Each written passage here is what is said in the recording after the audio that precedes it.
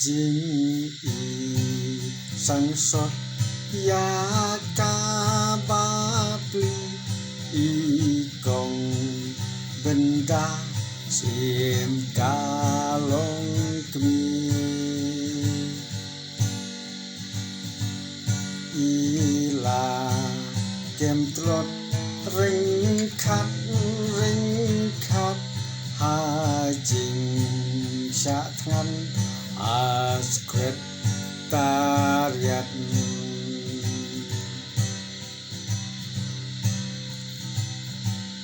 kani kasor KMD itu om itu itau kamut ayu wat si kentin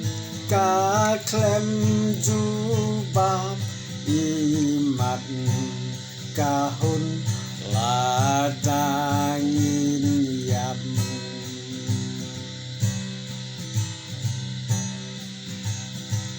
jing isang sot ya kabapli ikong benda sim kalong kemi ila kem telot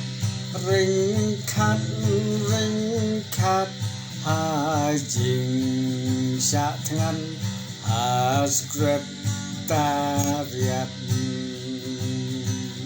hajing syatngan sekretariat